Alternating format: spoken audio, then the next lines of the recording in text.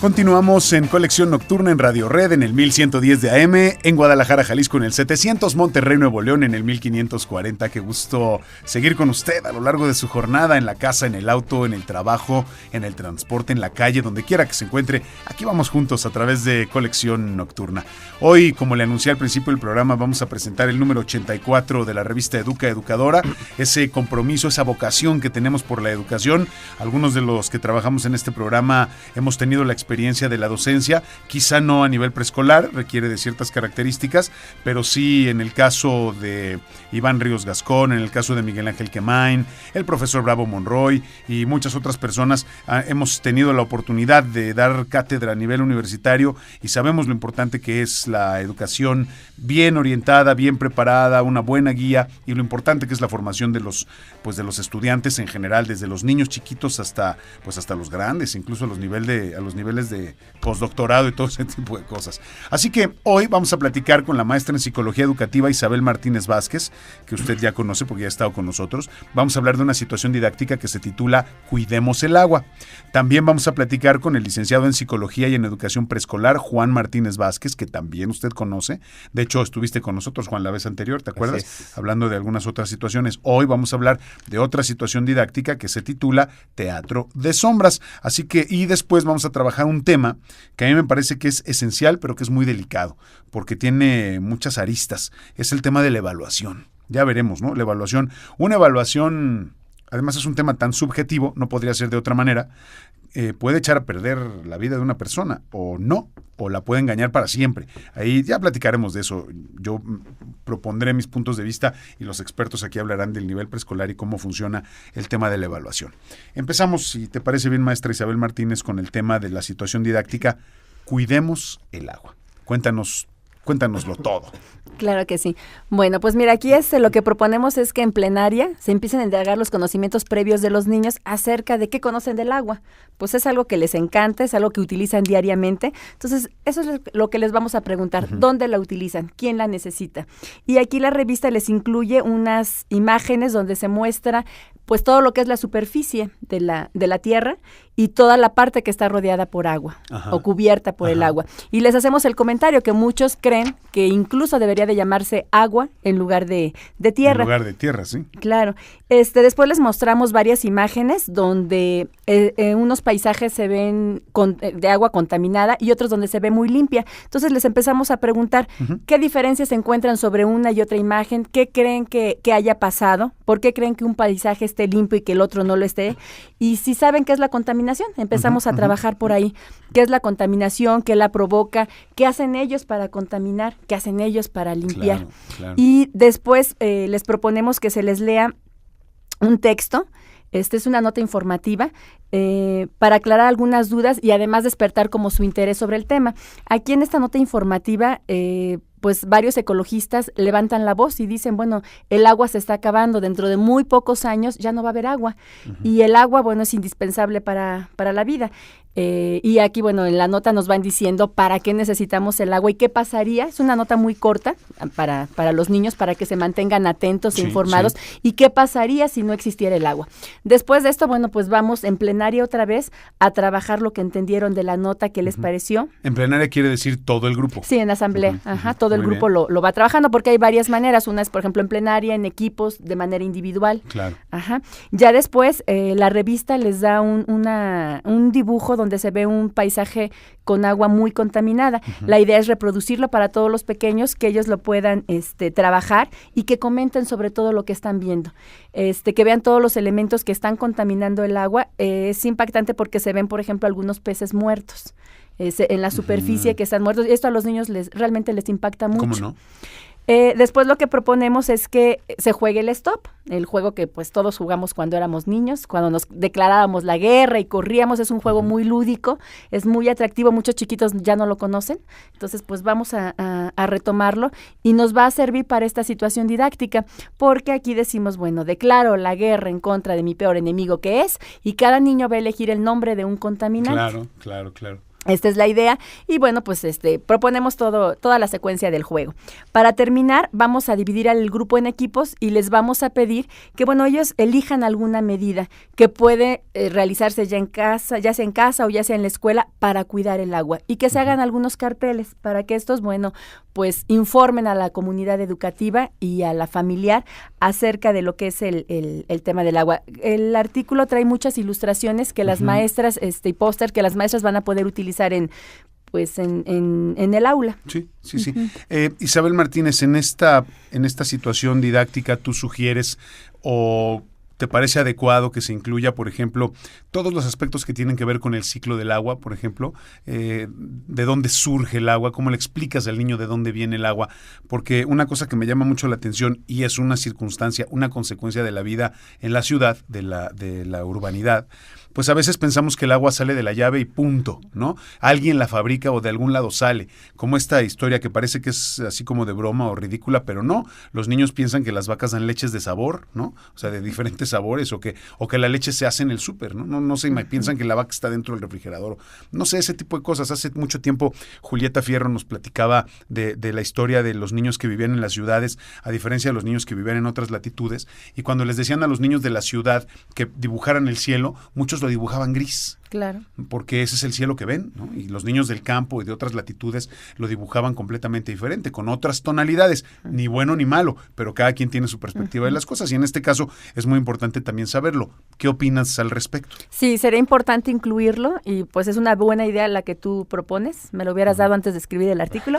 Bueno, para la otra. No, pero de verdad queda abierto, estas situaciones quedan abiertas para que las maestras puedan incluir todo lo que quieran. Claro. Y sobre todo tú vas viendo también las necesidades de tu grupo, y esto que tú comentas, pues sí sería importante, porque efectivamente cuando los niños entienden cómo es el ciclo, es mucho más fácil que entiendan que también se puede acabar. Pues sí, porque, o sea, ¿cómo les explicas o cómo comprenden que se acaba si ellos abren la llave y generalmente hay, ¿no? Entonces, ese creo que es un tema importante. Pasando por otro lado, ¿qué sugieres tú? ¿Opinas que merece el esfuerzo incluir también dentro de esta situación didáctica? A lo mejor yo me estoy yendo muy lejos, yo pienso que uno tiene todo el día para estar con los niños, pero no. Pero la idea de la relación del ser humano con el agua, es decir, no nada más nos lavamos las manos, la bebemos, pero ¿por qué la bebemos? Es decir, si la utilizamos para lavar la ropa, para el automóvil, llueve, el agua está cubriendo el 75% del planeta, pero nosotros, el 70% de nosotros somos agua. ¿Conviene explicar eso? A mí me resultó impresionante la primera vez que me lo dijeron, cuando estaba yo muy chico. Y dije, a ver, ¿cómo? Agua en mi cuerpo, 70%, pues si yo, no que hay huesos, ¿no? Yo siento que aquí está duro, ¿no? ¿Cómo? Entonces, ¿qué sugieres al respecto? ¿También sugieres que se incluya o es un tema de otra situación o de otra práctica? No, fíjate que sí es importante. Además, cuando empiezas a platicar con ellos, ¿para qué utilizamos el agua? Pues sí te lo dicen, ¿no? Para cocinar, para beberle. Y ahí tú vas trabajando esto. ¿Qué tan importante es tomar el agua simple? Eso. Y la diferencia con estar tomando refrescos. Los dos son líquidos, pero no es lo mismo. No, claro que no. Y la necesidad que tenemos de estarnos hidratando constantemente, de estar tomando agua y que sea agua natural. Esto de verdad que sí es importante trabajarlo con ellos. Y sí se presta la situación para que lo hagas. Seguro.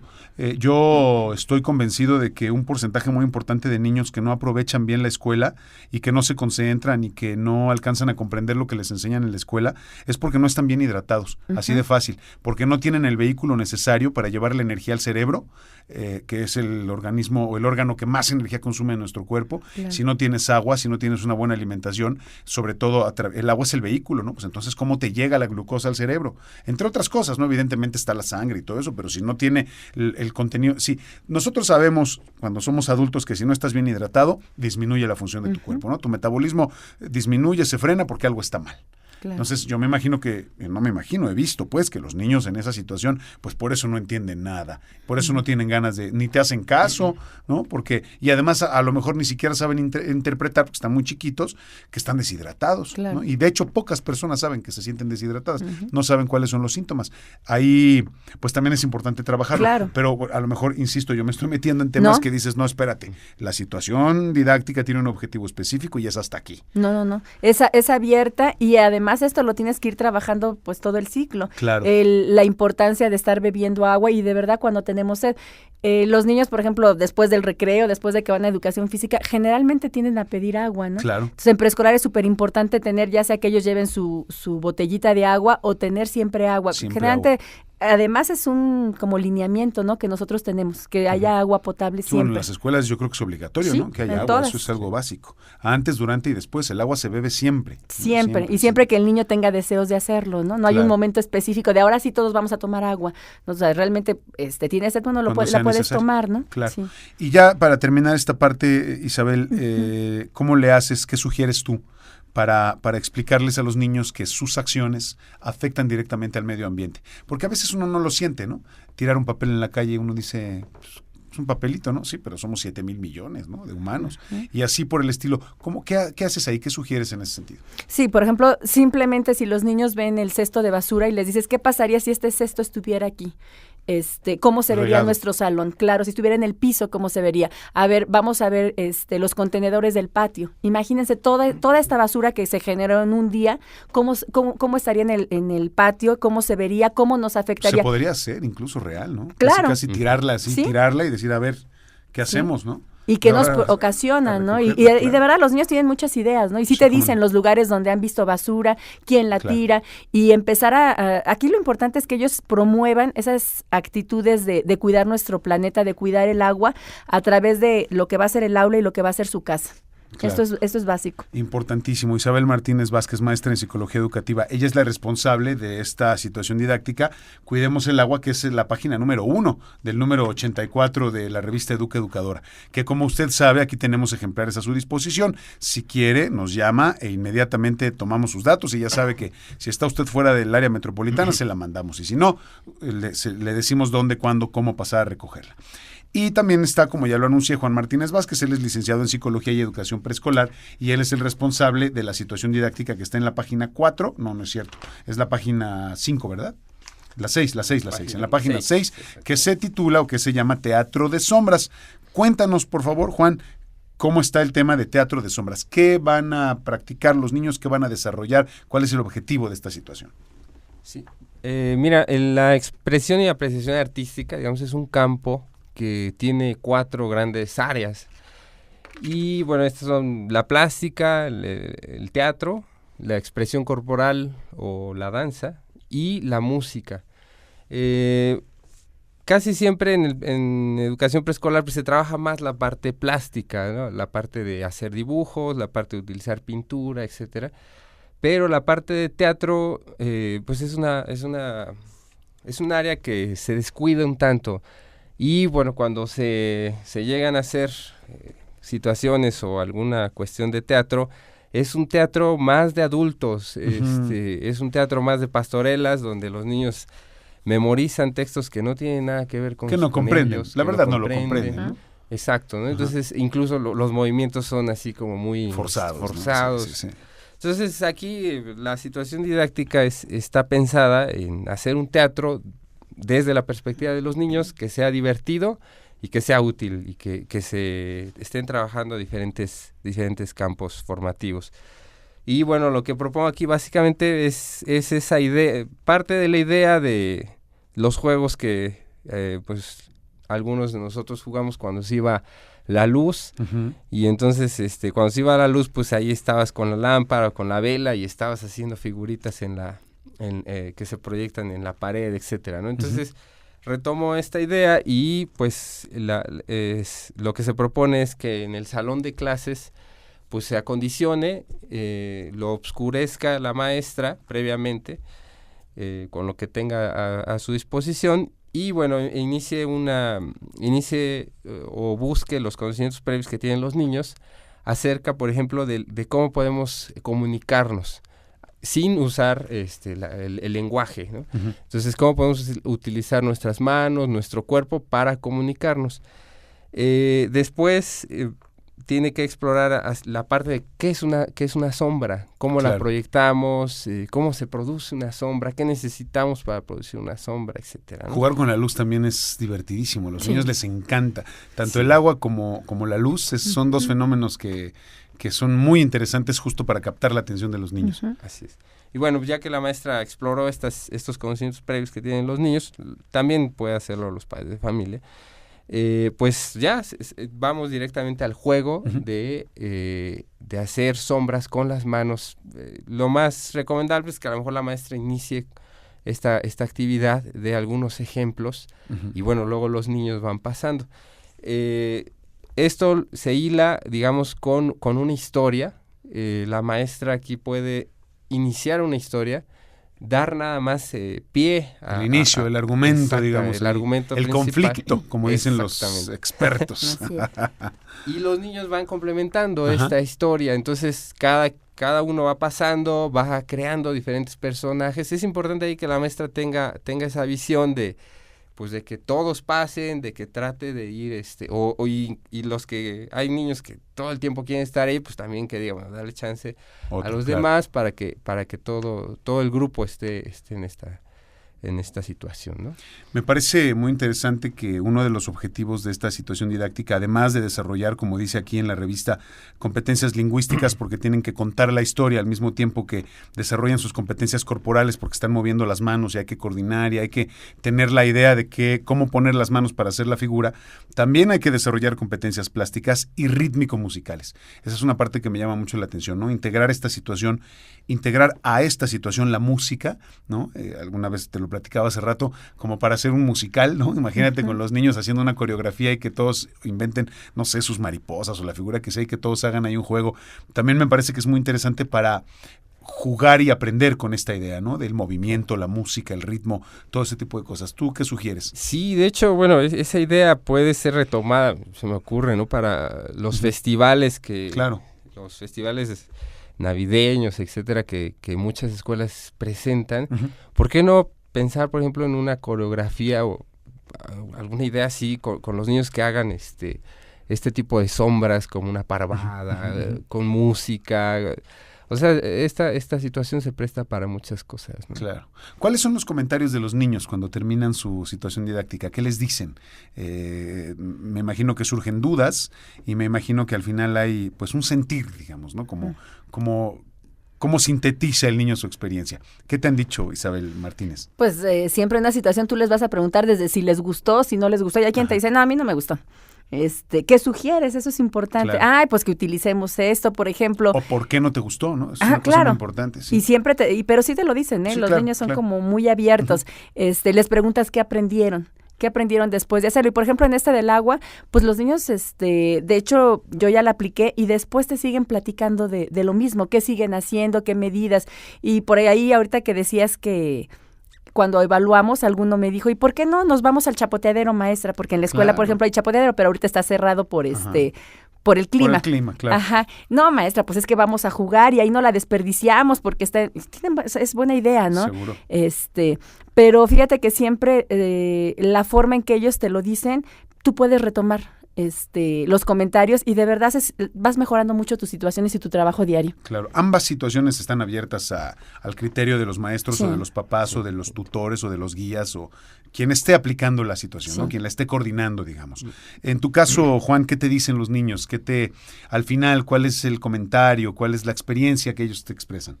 Pues en general es una situación que les gusta mucho, es una situación muy agradable para los niños. Ahí, digamos, el comentario iría más a las maestras que desarrollen esta actividad en tener cuidado a la hora de cerrar el salón, de oscurecerlo. Pues hay algunos niños que pueden tener miedo, pueden sentirse demasiado, pues no sé... Sí, nerviosos ansiosos, lo que sea, claro. Entonces ahí, bueno, una vez que logre tener la atención del grupo, pues la actividad se desarrolla casi sola, ¿no? Y en la parte del cuento, pues tener también ahí, es muy común al aplicar este tipo de actividades que los niños tienden a llevar el argumento hacia cosas pues muy violentas. Claro. Que no sé, el dragón se comió al fulanito, sutanito, y bueno, esto parte obviamente también del contexto social, que estas noticias que estamos teniendo de tanta violencia, pero entonces ahí la maestra necesita encaminar de repente nuevamente el cuento hacia otros derroteros. Claro, todas las situaciones didácticas tienen que estar muy bien controladas, bien guiadas, ¿no? Claro. Supervisadas de forma rigurosa para, pues, también lograr el objetivo y que no se convierta en un momento de solo juego. Claro. Porque si no tiene uno ahí un poco la presión en ese sentido, la llave para cerrar o abrir, dependiendo, pues no se logra, ¿no? Les propongo ahora a Isabel Martínez, Juan Martínez, maestra en psicología, licenciado en psicología en educación preescolar. Cuéntenme ahora, cambiemos de tema, si ustedes no quieren o consideran que nos hace falta algo de los temas de las situaciones, sino avancemos si les parece bien en nuestro otro tema, el tema de la evaluación. ¿Qué hay con la evaluación? ¿Qué quieren aportar ustedes? Y ya luego yo les pido que me hagan otros comentarios desde mi perspectiva. Claro, bueno, yo podría iniciar diciendo que, a diferencia, por ejemplo, de otros niveles educativos, Sí. Aquí en preescolar no hay una calificación. Ya. Qué maravilla, ¿por qué no nos seguimos claro, así? Claro. O sea, así debería ser siempre, en serio. Sí, Así es. y además, o sea, la parte que a mí me encanta es que no nada más vas a evaluar al alumno, porque a veces tienes la idea de que voy a evaluar y bueno, pues sacaste 5, estás mal o estás bien, tú como alumno. Aquí vamos a evaluar, bueno, ¿qué cosas sabe el niño? ¿Qué competencias ya tiene? ¿Qué cosas puede hacer? ¿Qué habilidades tiene? Ya sea al iniciar el curso, al iniciar un tema, al iniciar una situación didáctica y cuáles son sus dificultades, cuáles Claro, son sus logros, pero también, bueno, cuáles son los factores que están influyendo, tanto para que el alumno tenga dificultades como para que el alumno tenga logros. Claro. Entonces ahí, bueno, ¿qué factores? Pues puede ser desde el ambiente de la escuela, puede ser la maestra, las estrategias que esté utilizando, los padres de familia también son evaluados, no en este afán de decir estás bien o estás mal, Claro, sino claro, su actuar con el grupo. Y el mismo niño, aquí tomamos en cuenta también lo que el niño piensa, lo que el niño siente acerca de su escuela, de lo que está aprendiendo, de su maestra. Entonces a mí me parece que la evaluación en preescolar es bastante buena. Sí, es más bien para saber cómo son, y lo que tú dijiste hace rato, qué competencias traen desarrolladas, qué habilidades, y a partir de ahí saber qué hacer y cómo hacerlo con cada uno de ellos. Me queda claro que la evaluación no es ni bueno ni malo, ¿no? Es para conocer el estado de cada uno de los niños y a partir de ahí desarrollar su crecimiento y su avance, ¿no? Si estoy entendiendo bien. Cosa que me parece fabulosa, porque a mí me parece muy chistoso como lo que dices ahora, ¿no? En preescolar no hay número, pero inmediatamente pasas a la primaria y a partir de ahí la presión por los números es terrible, ¿no? Es aterradora, es un peso que vas cargando que además no significa nada, ¿no? Tú sacaste 8, ¿8 qué? ¿No? Claro. Sacaste 10 en que entiendo que es una escala de valor y es lo que ha funcionado y todo el mundo está de acuerdo en eso, en algunos países con letras. Pero fíjense qué curioso que al final, en el caso de una carrera universitaria, llegas a tu examen profesional y tampoco hay calificación, ¿no? O sea, te dicen aprobado y curiosamente la otra no es reprobado, la otra es suspendido, ¿no? Y lo que hacen es que te dicen, a ver, tu tesis no quedó bien, vamos a hacerle algunos ajustes y regresas en unos meses para que para que vuelvas a defender. Sí. Entonces, ¿no es curioso eso? ¿No les parece Claro. que es una cosa un poco paradójica y a lo mejor hasta contradictoria? Yo siempre he sido enemigo de las calificaciones, pero pues, cuando yo digo eso en las escuelas, pues, se te Claro. quedan viendo como, maestro, si lo vuelves a decir, te sales de aquí, ¿no? Entonces, bueno, uno le entra ya al juego del número, pero también uno sabe cómo hacerlo para evaluar de otra manera. Pero, bueno, esa es una parte muy importante. Juan, tu punto de vista, tu perspectiva, por favor. Sí, mira, la evaluación en preescolar, pues al final de cuentas es un juicio de valor que en este caso las maestras tienen que dar. Y bueno, eso es muy interesante porque, como decías hace rato, no es un número que a veces, sobre todo cuando estamos más grandes, a veces los alumnos ya están más preocupados por ese número que por el contenido de sus aprendizajes. Por aprender.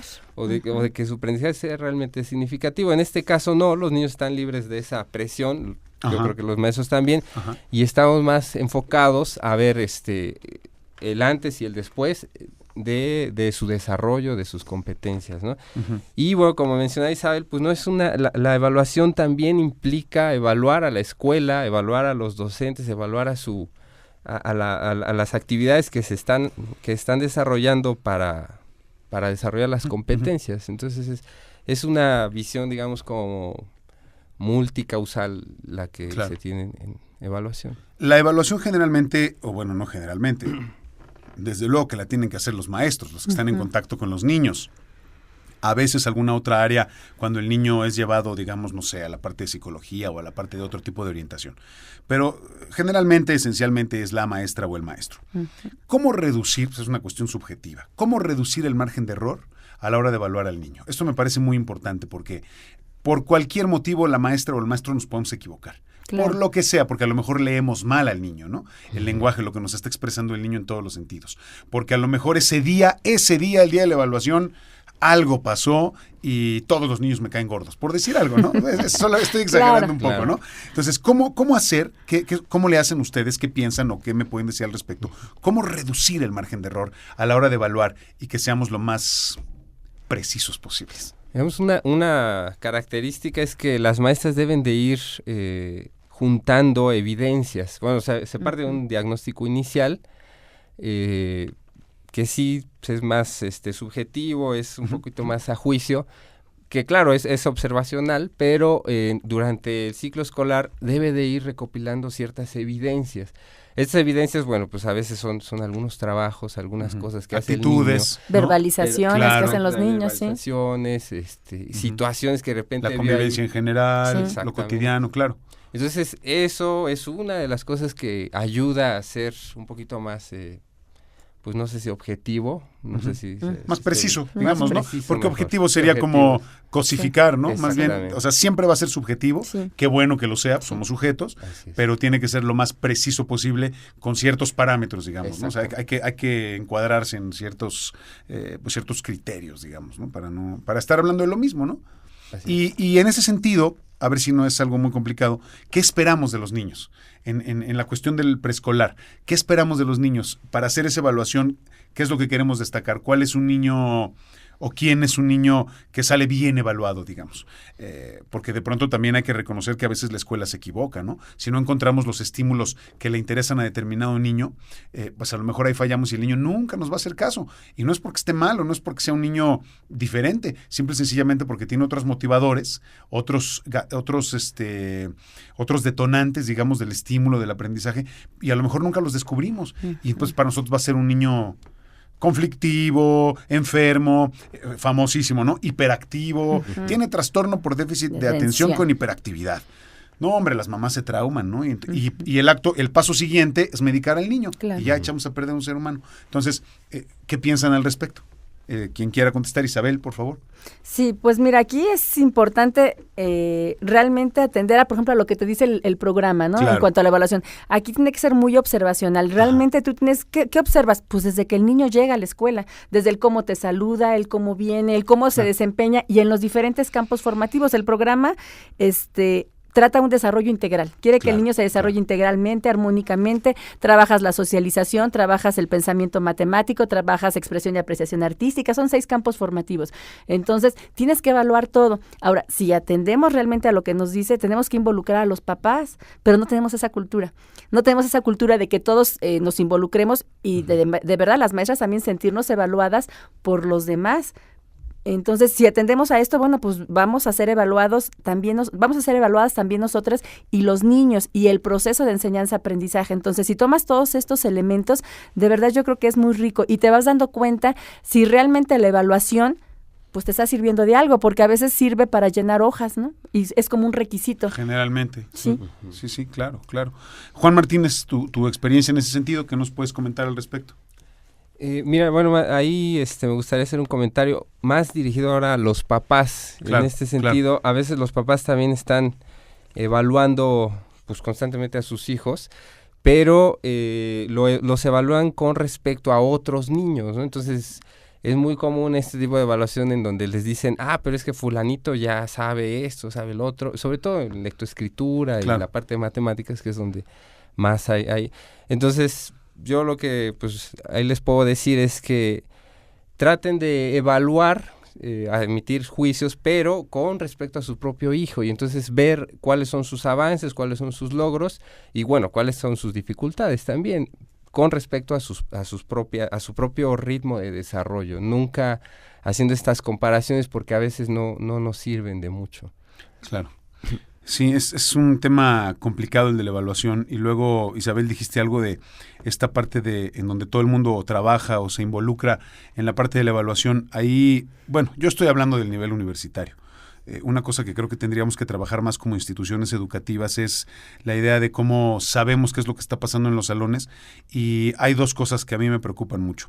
Cuando te hacen una especie como de visita, ¿no? Supervisión, le llaman. Una supervisión, un personaje raro de esos que tienen, de esos mal encarados que entran, te dicen, maestro, ¿le importa si entro a su salón? ¿Le importa si entro a su clase? Pues sí me importa, pero pues tienes que entrar. No me queda de otra. ¿No? Pero tienes que entrar. Entonces entran y en una sesión de 1, 2 o 3 horas evalúan años de experiencia de un maestro, una clase o sea, evalúan un semestre completo. Eso me parece absurdo.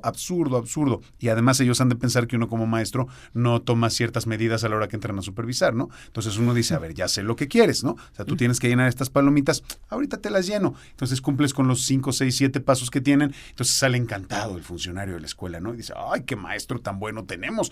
Y lo más curioso es que dicen, qué bien seleccionamos a nuestros maestros, ¿no? Eso es lo que dicen. Y el otro, el otro inciso que a mí sí me preocupa muchísimo, que me parece de una hipocresía tremenda.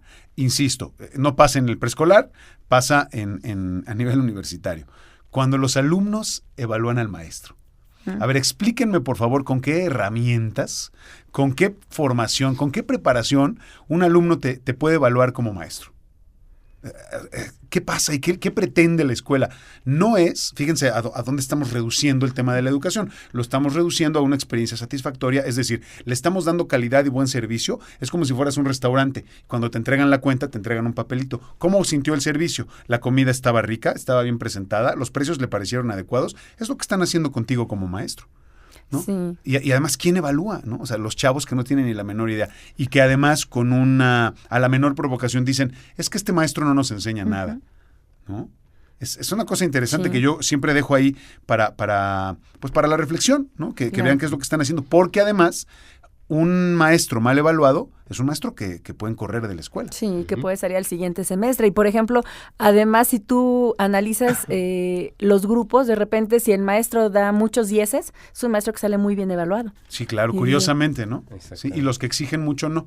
Y entonces ahí viene el otro juego, porque entonces cuando la dirección o la rectoría o la coordinación lo sabe, dice, no, bueno, es que fulano y tal siempre sale muy mal evaluado, pero sabemos que es un extraordinario maestro. Y sale mal evaluado porque les exige. Sí. Qué bárbaro, ¿no? Yo una vez supe de una experiencia en una escuela de periodismo, en donde los alumnos se fueron a quejar porque el maestro era muy exigente. Sí, eso es común. Pues, ¿qué estamos viviendo, no? Y además, ¿qué recuerdas tú, por ejemplo, como egresado? ¿A qué maestros recuerdas? ¿A los barcos? No es a lo que recuerdas. Es que me apretó todas las tuercas habidas y por haber, evidentemente. Sí. ¿No?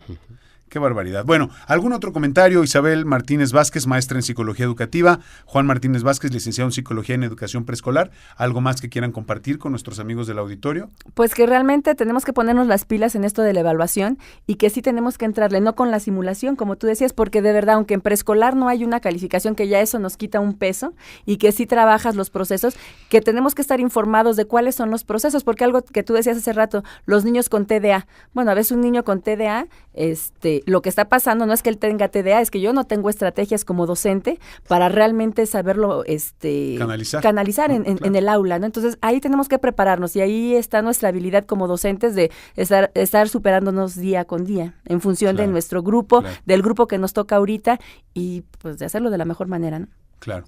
Juan, ¿quieres aportar algo más en esta madrugada? Sí, pues yo nada más invitarlos a que pues revisen el contenido de la revista en la página de internet, que es www.educaeducadora.com.mx, y bueno, pues el contenido es ya propiamente de Navidad. Podrán ahí encontrar una serie de ¿Por qué celebramos la Navidad? Está padrísimo, ¿no? Navidad divertida, cómo hacer un regalo ahí imaginario. Exactamente. Está en inglés, la sección de inglés tiene que ver con la Navidad. Mi sección favorita, que casi nunca lo expreso, es la de los estados. Me encanta que te expliquen un estado para que conozcas tu país, para que lo quieras, para crear un concepto de nación, para que sepas todo lo que hay en tu casa. Y ahora visitan Campeche. Es de verdad una sección padrísima. Trae todos los instrumentos didácticos de cada mes, ¿no? Tiene todos los planners o los planeadores, las herramientas didácticas para hacer aquí un juego, por lo que veo. No sé bien qué es esto, pero no sé si tú sepas, Juan. Es que ahora extrañamos a Ana, pero pues su agenda no le permitió venir. La extrañamos, pero hay aquí unas fichas para hacer, claro, para lo del inglés, ¿no? ¿Cómo se dice venado en inglés? Las esferitas y todo ese tipo de cosas, la bota de Navidad. Está padrísima la revista. Usted sabe que es una garantía, que es muy divertida, que está muy completa. ¿Hay algo más que quieras destacar, Juan, del contenido de la revista? Pues nada más decirles que todas las ilustraciones y todos las manualidades que vienen aquí, pues digo, son de gran ayuda para pues decorar el salón y el trabajo diario, ¿no? Y ahorita sobre todo en este mes que estamos tan cargados de trabajo, bueno, pues esta puede ser una buena opción. Por supuesto, hay otra sección de exploración y conocimiento del mundo que se llama El planeta tiene calor, para explorar y conocer el mundo. Eso está padrísimo, así que no se la pierda. Aquí tenemos algunos ejemplares, el número 84, si no ya está en circulación, y usted ya sabe que los amigos de Educa Educadora le reciben especialmente si usted es radioescucha de Colección Nocturna. www.educaeducadora.com.mx, y si no nos llama y nosotros le damos el teléfono de la gente de la revista para que se suscriba. Aquí está el teléfono, ¿no? 55 66 6109 y 55 66 60 27. Pero para no hacerle perder el tiempo a usted, que no puede apuntar el teléfono, y para que usted no corra apuntándolo, les llama a las telefonistas y le dan el teléfono, es más fácil. Así que Isabel Martínez Vázquez, Juan Martínez Vázquez, gracias por su presencia esta mañana aquí en Colección Nocturna, como siempre. Pues ojalá que sigamos contando con su presencia para seguir disfrutando de Educa Educadora. Claro que sí, pues muchísimas gracias. Gracias por la invitación. Gracias a usted que está del otro lado de la radio. Abrimos un espacio para anuncios y continuamos como siempre aquí en Colección Nocturna. No se salga de la red.